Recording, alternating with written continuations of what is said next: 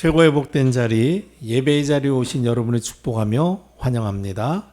하나님께서 우리를 통해서 영광 받으시고 오늘 말씀으로 우리의 모든 문제에 답을 주시고 또 힘을 주시고 또 영육간에 치료하시고 강건케 하실 줄 믿습니다. 지난 주일 하나님께서는 우리에게 내 인생의 기준을 바꾸는 것, 복음을 말씀하셨습니다. 우리가 복음으로 우리 인생의 기준이 바뀌어졌습니다. 우리의 모든 판단과 결정하는 잣대가 그리스도로 바뀌어졌습니다. 그리스도가 아니었을 때에는 물질과 그리고 모든 돈이 사실은 우리의 판단 기준이었다. 불신자의 판단 기준은 지금도 그렇습니다. 그래서 사람을 볼 때도 저 사람이 돈이 많은 사람인가, 돈을 잘 벌 수 있는 사람인가, 또 어떤 직업을 선택할 때도 이 직업이 돈을 많이 벌 수 있는 직업인가, 이렇게 그런 것들로 모든 것을 보게 되죠. 그러나 우리는 그리스도 기준으로 본다 그랬습니다. 사람을 만나면 이 사람이 그리스도를 아는 사람인가 모르는 사람인가. 그리스도를 아는 사람이면 그리스도의 풍성함을 포럼하고 서로 힘을 얻고, 또 그리스도를 모르는 사람이라면 이 사람에게 그리스도를 전달하기 위해서 기도하고, 그런 기준으로 삽니다. 이렇게 복음은 우리의 기준을 바꿔 우리의 눈을 바꾸는 것이죠. 가치관을 바꾸는 것입니다. 오늘 하나님께서는 우리에게 우리 인생의 수준을 바꾸는 것도 복음임을 말씀하십니다. 수준은 어떤 것입니까? 어떠한 사물의 가치나 질의 기준이 되는 정도. 그러니까 우리가 복음의 잣대를 가지고 이것이 다다, 이것이 기준이다 하는 것의 질의 정도가 어떠냐, 이것을 이야기합니다. 일단 복음 없이 사는 불신자들의 삶의 수준은 어떻습니까? 자기의 능력과 한계 속에서 살고 있습니다. 이 세상을 사는 사람이 어떤 사람도 염려와 근심이 좋아서 염려 근심을 취미 삼아 하는 사람은 없을 것입니다. 근데 모든 사람들이 좋아하지도 않고 원하지도 않는 염려 근심의 삶에서 벗어나지 못하고 있습니다. 왜 그렇습니까? 모든 일을 자기의 능력, 자기의 노력으로 해왔는데 살다 보면 어느 날 자기의 능력과 노력의 한계를 벗어나는 일들을 자주 경험하게 됩니다. 그러다 보니까 능력으로도 안 되고 노력으로도 안 되니 염려, 근심에 빠질 수밖에 없는 것입니다. 그리고 또 이 불신자들은 자기의 능력과 노력으로 살기 때문에 잘 되면 내가 이렇게 훌륭하다, 기세등등하고 자랑하면서 자기를 높이지만은 어느 날 자기 능력에 한계가 있거든요. 그래서 문제 만날 수밖에 없습니다. 무너질 수도 있습니다. 그때 쉽게 낙심하고 절망하고 포기하며 살고 있습니다. 이렇게 자기의 능력과 한계 속에서 살다가 결국은 무너질 수밖에 없는 것이 불신자의 수준이에요. 그리고 영적인 세계를 모르고 눈에 보이는 물질만 아니까 물질에 매여 살 수밖에 없습니다. 우리나라가 지금은 선진국 대열에 들어서서 겉보기에는 먹고 사는 문제가 먹고 사는 일이 별 문제 없는 것처럼 보이지만은 막상 현장 속에 들어가서 사람들을 만나보면은요, 많은 사람들이 지금도 사실은 먹고 사는 문제로 고생하고 고민하며 살고 있습니다. 사람뿐만 아니라 나라적으로도 그래요. 그러니까 이번에도 우리가 중요한 회의를 끝나고 나서 이 대한민국이 이제 미래의 먹거리가 무엇이냐, 향후에 먹거리 산업을 먼저 이렇게 선점해야 된다. 앞으로 우리 나라의 먹거리를 책임질 산업은 AI 산업이 아니겠냐. 이래가지고 AI 산업 쪽으로 집중 투자하고 그런 이야기들을 합니다. 그러니까 개인만이 아니라 이 나라적으로도 사실은 이 먹을 거리가 있어야 되니까 의식주를 암만 해도 고민할 수밖에 없는 것이죠. 그래서 사람들이 가장 많이 하는 말이 뭐 해서 먹고 살래? 그렇게 이야기하고 이게 진짜 먹고 사는 게 호락호락하지 않다, 만만치 않다, 그런 이야기들을 대화하는 것입니다.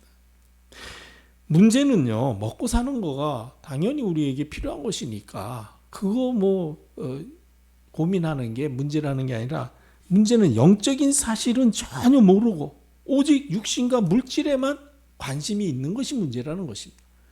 예수님께서 이렇게 말씀하셨죠. 사람이 떡으로만 사는 것이 아니라 하나님의 입에서 나오는 말씀으로 살 것이라고 그랬습니다. 이 말씀은 떡이 필요 없다는 얘기가 아니라 떡이 분명히 필요하지만은 더 필요한 것이 있다. 그게 바로 영이신 하나님이 우리에게 주시는 하나님의 말씀.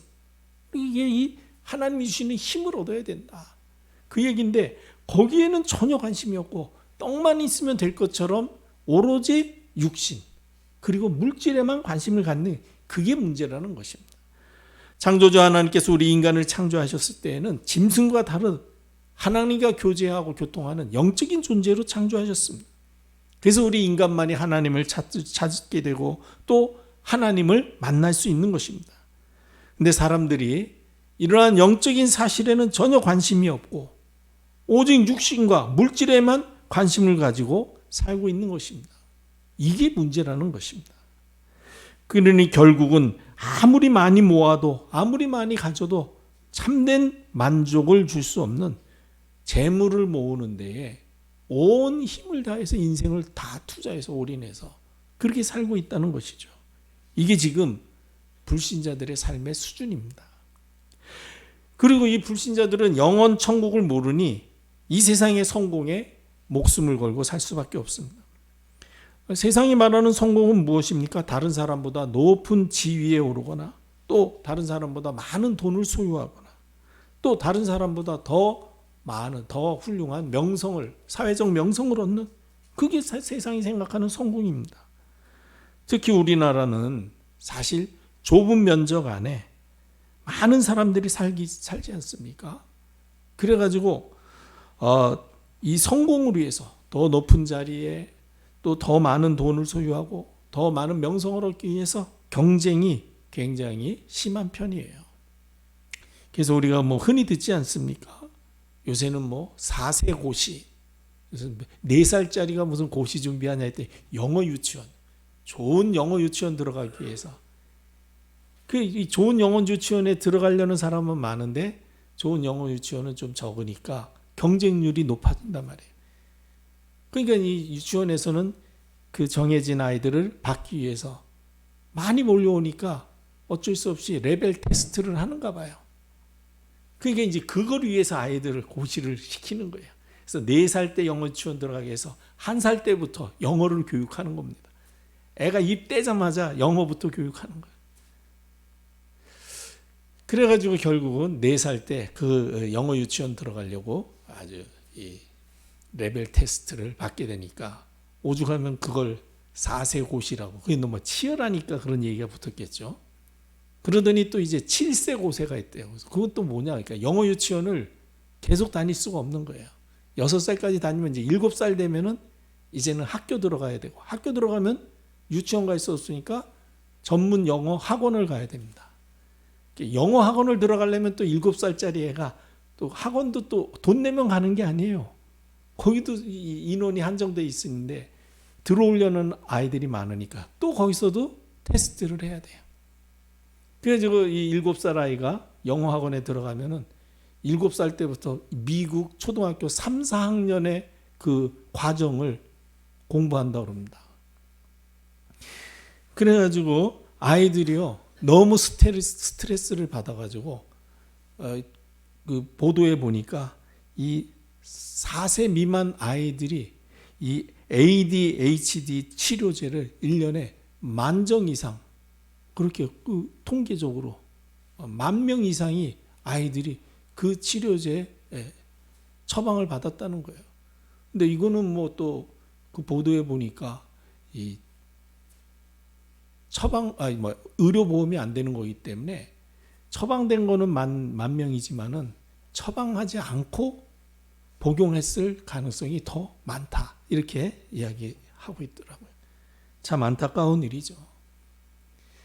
그래서 또 이제 그 강남의 그 학원의 아이들이 보면은요, 선행학습이란 뭐냐면 중학교 1학년 애가 중학교 2학년 공부를 1년 땡겨서 하는 게 선행학습인데 1년 정도 땡겨가지고 해가지고 그거는 그냥 평범한 학생이래요. 그래도 최상위급 정도 되려면은 5년을 땡겨서 해야 된답니다. 중학교 1학년 아이가 고등학교 2학년 영어 수학을 해야 된다는 거예요. 중학교 1학년 때 고등학교 과정을 하는 거예요. 왜 그런가 했더니 좋은 대학, 좋은 학과 가려고. 좋은 대학, 좋은 학과가 뭔가 했더니 대부분 이제 의대를 가려고 그러는 거예요. 왜? 아주 이 직업이 안정적이고 그 다음에 보수가 여유 있다 이거죠. 그래서 과학고, 기껏 과학영재 키운다고 과학고 보내놨더니 과학고 학생들 7, 80%가 의과대학으로 가가지고 지금 이 과학인재를 키워야 되는데 큰일 났다 해가지고 막 국가적으로 대책을 세우는 이런 일들이 지금 현실 속에 일어나지 않습니까? 이게 우리나라의 모습이거든요. 그래서 좋은 대학에 들어가가지고 좋은 학과를 졸업하면 원하는 직장 가겠죠. 그럼 거기에서 또 경쟁이 없냐? 그렇지 않아요. 그 안에서 또 승진해야 됩니다. 그래서 또 경쟁을 합니다. 그리고 나이 들어서는 또 이제 어떤 좋은 사람들에게 인정받고 또 사람들이 우러러보는 그런 자리에 올라가기 위해서 그래서 또 경쟁하고 그래서 막 중요 관직에 이런 데 들어가기 위해서 또 중요한 자리를 얻기 위해서 그래서 요새 나오잖아요. 디올뱅 이런 얘기도 나오잖아요. 알고 보니까 그런 좋은 자리를 얻기 위해서 좀 힘이 있어 보이는 사람한테 좀 이렇게 하기도 하고 이런 일들이 너무 흔한 거죠. 어릴 때부터 이렇게 경쟁 속에서 살다 보니까 그냥 인생 자체가 경쟁 체질이 돼서 항상 긴장 속에서 살게 된다는 거예요. 그래서 이 경제 성장은 이루었지만은 원하는 소득은 얻고 있지만은 놀랍게도 삶의 질은 굉장히 떨어지는 거죠. 행복 지수가 한참 낮게 되는 것입니다. 그래서 깜짝 놀란 게 우리나라가 OECD 국가 아닙니까? OECD가 지금 38개국이 있대요. 38개국의 행복 지수를 체크해 보니까 우리나라가 38등 아닌 게 참 감사하죠. 다행이에요. 33등이라고 2025년도 그 보고서에 나와 있더라고요. 38개국에서 33등이면 그야말로 하위권이죠. 못 사는 게 아닌데 행복하지 않다는 거예요. 이 치열한 경쟁 속에서 이렇게 살고 있는 겁니다. 왜 그렇습니까? 천국에 대한 소망이 없기 때문에 이 땅에서 성공하는 게 단 줄 알고 성공을 위해서라면은 삶을 올인하는 거죠. 그러다 보니까 경쟁이 치열해지다 보니까 안타까운 일이죠. 이게 바로 복음 없이 사는 불신자들의 삶의 수준입니다. 그러면 우리는 하나님의 은혜로 복음을 알게 됐습니다. 그럼 복음의 비밀을 알고 사는 성도들의 삶은 어떻습니까? 어떻게 삽니까? 우리는 자기의 힘과 능력이 아니라 하나님의 능력을 믿는 믿음으로 사는 사람들입니다. 창조주 하나님이 살아계셔서 나와 함께 하심을 믿기 때문에 염려 근심 없이 살아갈 수 있습니다. 왜냐하면 창조주 하나님이 우리의 모든 필요를 아시고 채워주심을 믿기 때문입니다. 맞습니까? 예, 마태복음 6장 31절로 32절에 예수님이 말씀하셨습니다. 그러므로 염려하여 이르기를 무엇을 먹을까 무엇을 마실까 무엇을 입을까 염려하지 말라. 이것은 다 이방인들이 구하는 것이 아니냐. 너희 하늘 아버지께서 이 모든 것이 너희에게 있어야 할 것을 아신다라고 하나님이 우리에게 먹을 거 마실 거 입을 거 필요하다는 것을 다 아신다는 거예요. 예수님 분명히 말씀하셨습니다. 하나님이 알고 계신다. 이 사실을 확실히 믿었던 전도자 바울은 빌립보서 4장 19절에서 뭐라고 고백합니까? 나의 하나님이 그리스도 예수 안에서 영광 가운데 그 풍성한 대로 너희 모든 쓸 것을 채우시리라. 하나님이 다 아실 뿐만 아니라 우리의 필요를 다 풍성하게 채우실 것이라고 분명히 믿음으로 고백합니다. 그러니까 염려 근심이 없습니다. 나는 부한 자리에도 있어봤지만은 비난 자리 아주 없었던 자리에도 있었다. 그러나 난 거기에서 다 감사하는 일체의 비결을 가지고 있다. 내게 능력 주시는 자 안에서 그거 어떤 것이 문제가 되겠냐. 나 다 할 수 있다라고 고백하지 않습니까? 그리고 우리는 인생의 모든 문제를 해결하신 그리스도께서 나와 함께 하심을 알기 때문에 살다가 이런저런 문제 만나도 전혀 흔들리지 않는 것입니다. 요한복음 19장 30절에 십자가에서 예수님께서 뭐라고 말씀하셨습니까? 다 이루었다라고 말씀하셨습니다. 우리에게 오는 문제는 문제가 아니라 확실한 기도 제목인 줄 알고 감사하며 기도 시작하시기를 바랍니다. 내가 기도를 잠깐 소홀히 하니까 하나님께서 기도하게 하시려고, 하나님이 나에게 영적인 힘을 얻게 하시려고 이런 문제를 허락하시는구나 알고 여러분 기도 속으로 들어가셔서 문제 해결되기 전에 하나님이 주시는 힘을 먼저 얻으시기를 축복합니다. 그리고 성령 하나님께서 나와 함께 하심을 알기 때문에 어떤 상황에서도 낙심하거나 포기하지 않습니다. 고린도전서 3장 16절에 너희는 너희가 하나님의 성전인 것과 하나님의 성령이 너희 안에 계시는 것을 알지 못하느냐. 우리는 혼자가 아닙니다. 하나님께서 모든 문제 해결하신 그리스도의 능력으로 그 이름으로 임하신 성령으로 성삼위 하나님께서 내 안에 나와 함께 하시는 하나님의 자녀입니다. 하나님이 우리의 절대 망대 되시는 줄 믿으시기를 바랍니다. 그렇기 때문에 문제는 오히려 답을 찾을 수 있는 기회예요. 우리 삶에 와지는 이런저런 갈등은 나를 갱신해서 하나님이 더 귀하게 쓰실 수 있는 그런 믿음의 그릇을 갖출 수 있는 갱신의 기회예요. 혹시 위기나 어려움이 오면 하나님의 능력을, 하나님의 기적을 체험할 기회인 줄 믿으시기를 바랍니다. 그래서 우리는 복음을 알고 있기 때문에 내 힘과 내 능력이 아니라 하나님의 능력을 아는 믿음으로 살고 있습니다. 그리고 우리는 복음을 알기 때문에 주변 사람들과 경쟁하거나 또 사람들을 시기하고 질투하지 않고 모든 것을 이해하고 수용하고 배려하고 양보하며 살아갑니다. 그 대표적인 사람이 렘넌트 7명 중에 요셉 아닙니까? 요셉과 그 형의 차이점을 우리가 잘 보시기 바랍니다. 형들은 아버지가 요셉을 조금 사랑해서 자기들에게 약간의 불이익이 온다는 판단이 들었든지 요셉을 시기하고, 어느 정도 시기했냐, 요셉을 보고는 야, 저 꿈꾸는 자 오는 또다 하면서 죽여버리려고. 어떻게 여러분 좀 밉다고, 사람이 밉다고 진짜 죽이겠다는 마음이 든다는 게 그게 보통 마음입니까? 얼마나 이게 강팍한 마음입니까? 근데 실제로 죽이려고 구덩이에 던져버렸잖아요. 마침 그 구덩이에 물이 없었으니까 다행이지, 물이 있었으면 그냥 못 나오고 죽는 겁니다. 거기에다 그냥 내버려 두면은 죽을 거다 하고 내버려 두자 하니까 그나마 형제 중에 하나가 저거 뭐 내버려 두면 뭐하냐, 저기다 두면 뭐하냐. 저기 마침 이스마엘 상인들 지나가는데 저 팔고 우리가 돈이라도 얻자. 그러니까 뭐 어차피 노예로 가면 죽은 목숨이니까 해가지고 노예로 팔아버리잖아요. 그런데 요셉은 죽지 않았습니다. 하나님이 함께 하심으로 오히려 형통케 하시는 응답 속에서 이런 문제 저런 문제 가운데에서도 하나님이 함께 하시는 임마누엘 언약 붙잡고 인도받았습니다. 결국은 애굽 총리가 되지 않았습니까?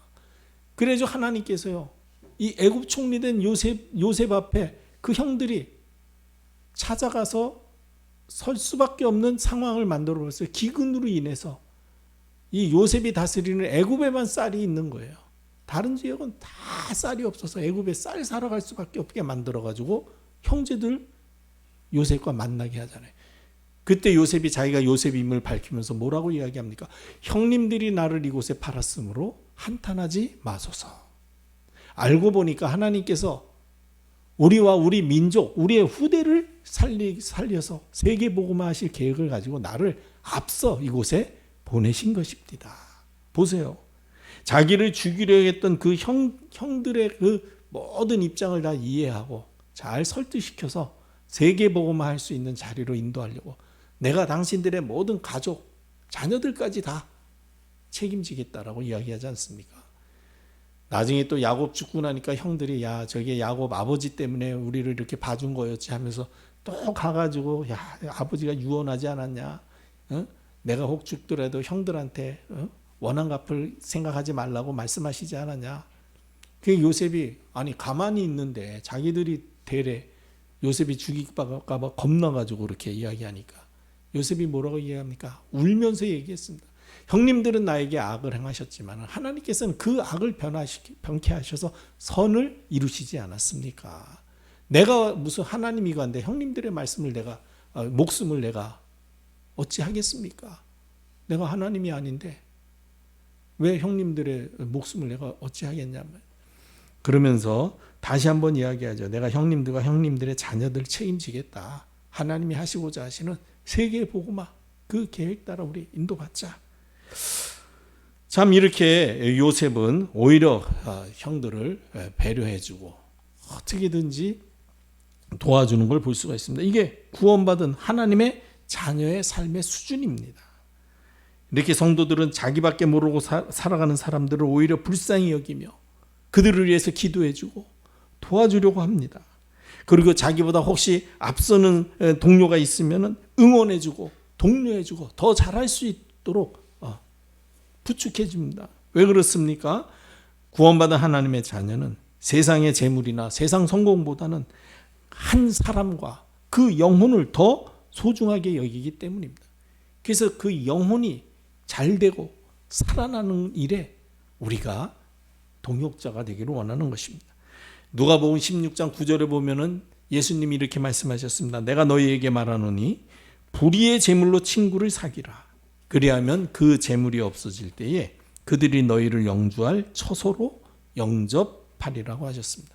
이 누가복음 16장에서 예수님이 비유를 말씀하십니다. 한 부자가 있어가지고 그 자기의 재물을 관리하도록 청지기를 두었는데 이 청지기가 부자의 그 소유 경제를 낭비한다는 소문이 들리는 거예요.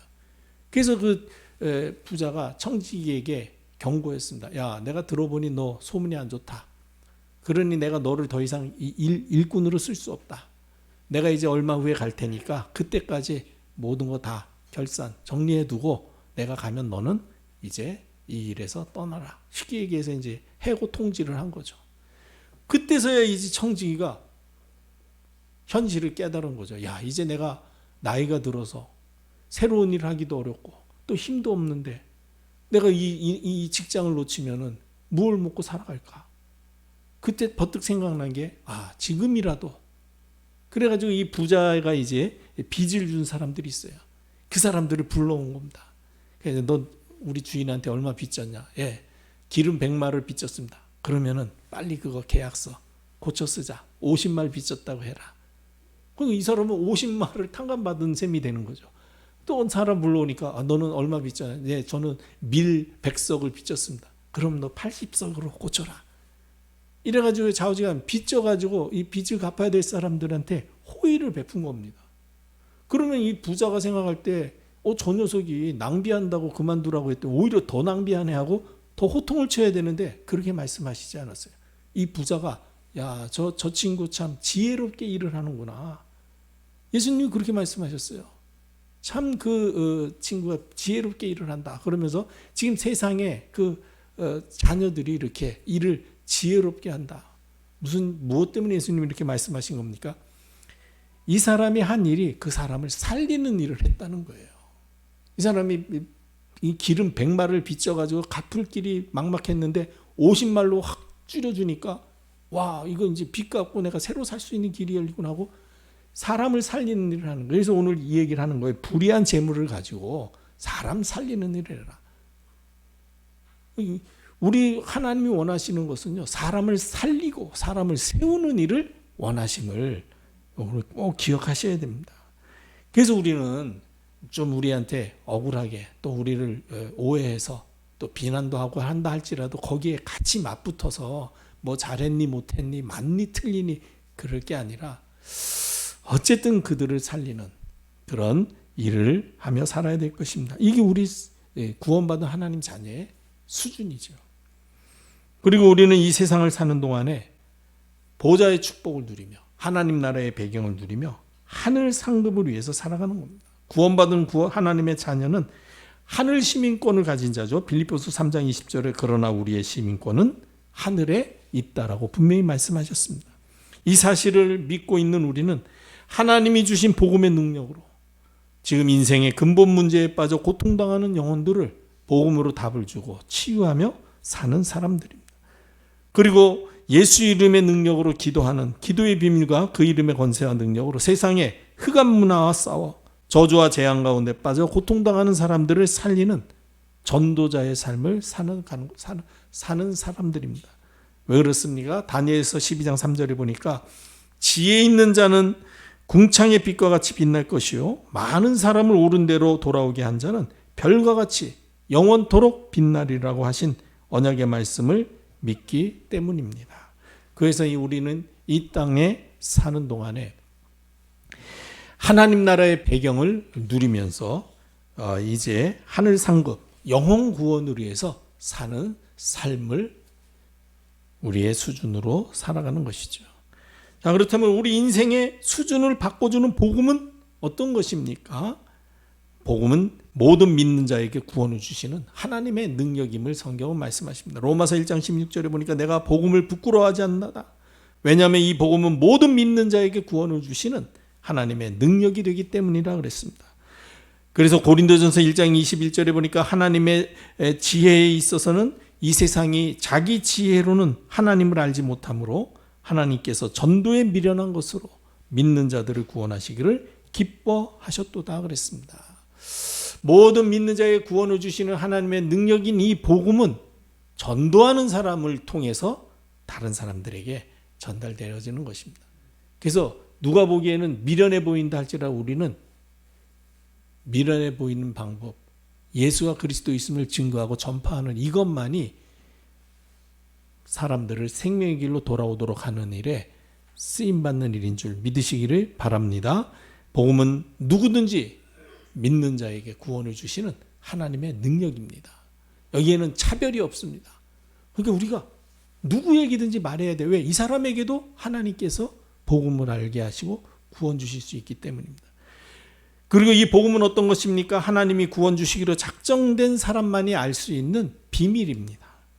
복음은 똑똑하면 알게 되는 것이 아닙니다. 열심히 공부해서 할 수 있는 것이 아닙니다. 복음은 아무나 알 수 있는 것이 아니라 하나님이 구원 주시기로 작정한 사람만이 성령의 도우심으로 깨닫고 알게 되는 것입니다. 그래서 고린도전서 12장 3절에 성령으로 아니하고는 누구든지 예수를 주시라 할 수 없다라고 말씀하셨습니다. 그리고 마태복음 16장 16절로 17절에 유명한 고백이죠. 베드로가 예수님이 너희는 나를 누구라 하느냐 할 때 주는 그리스도시요 살아계신 하나님의 아들이심을 고백했죠. 그때 예수님이 그 베드로를 향해서 뭐라고 말씀하십니까? 바요나 시몬아 네가 복이 있도다 하시면서 이것을 알게 한 이는 혈육이 아니요 하늘에 계신 내 아버지시니라. 베드로가 똑똑해서 배워서 알 수 있었던 것이 아니라 하나님 아버지께서 알게 하셨다는 것이죠. 그래서 요한복음 1장 12절에서도 요한이 말합니다. 영접하는 자 곧 그 이름을 믿는 자에게는 하나님의 자녀가 되는 권세를 주셨다 그랬습니다. 근데 그 뒤에 더 중요한 얘기가 나오죠. 이는 이렇게 예수 그리스도를 영접할 수 있는 이것은 혈통으로나 육적으로나 사람의 뜻으로 나지 아니하고 오직 하나님께로부터 난 자들이니라. 하나님께로부터 난 자들이 하나님이 알게 하셔서 예수가 그리스도이심을 깨닫고 예수 그리스도를 영접할 수 있게 됐다는 것입니다. 이렇게 이 복음은 구원 주시기로 작정된 사람이 알고 받아들일 수 있는 것입니다. 그리고 이 복음은 어떤 것입니까? 썩어져가는 구습에서 벗어나 이제는 새로운 삶을 살 수 있도록 우리를 변화시키는 하나님의 힘입니다.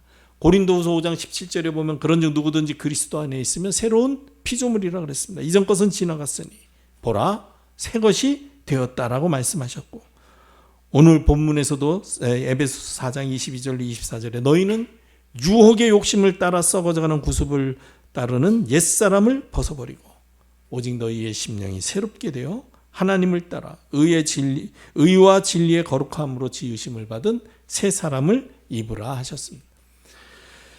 이렇게 하나님의 비밀인 그리스도의 복음을 깨닫게 되면 우리는 남은 인생 이 세상에 썩어질 허망한 것을 따라 살지 않고 영원하신 하나님 나라의 상급 영혼 구원과 생명운동에 동역할 제자들 그리고 미래 살릴 언약의 후대들 세우는 일에 우리의 삶을 드릴 수 있게 되는 것입니다. 특별히 237 나라 5천 종족 살릴 다민족 치유 렘넌트 제자들을 찾아 세우는 일에 우리의 삶이 사용되어질 것입니다. 오늘 주신 말씀처럼 복음으로 우리의 수준이 복음의 수준으로 바뀌어서 하나님이 영혼 구원을 위해서 마음껏 쓰시는 일에 여러분들이 귀하게 쓰임받는 전도자의 삶의 주역 되시기를 주님의 이름으로 축복합니다. 기도하겠습니다. 살아계신 아버지, 자기의 능력과 한계 속에서 눈에 보이는 물질에 매여 살다가 결국은 무너질 수밖에 없는 인생을 바꾸셔서 그리스도 안에서 하나님의 능력을 믿고 살게 하시며 복음 때문에 모든 것을 양보하고 수용하며 살 수 있게 하시며 이 땅에 사는 동안에 흑암나라 꺾고 하나님 나라 이루며 참으로 하늘 상급 영혼 구원을 위하여 헌신하며 살 수 있도록 은혜 베푸심을 감사합니다. 때를 얻든지 못 얻든지 예수 그리스도의 복음을 증거하며 전파하여 많은 사람을 옳은 길로 돌아오게 하여 하늘의 별과 같이 빛나는 복음 수준의 인생 되도록 우리 모두를 축복해 주옵소서. 주 예수 그리스도의 은혜와 하나님의 사랑과 성령의 교통하심이 말씀 언약 붙잡고 현장으로 돌아가는 주의 백성들 머리 위에 이제와 영원토록 항상 함께 있을지어다. 아멘.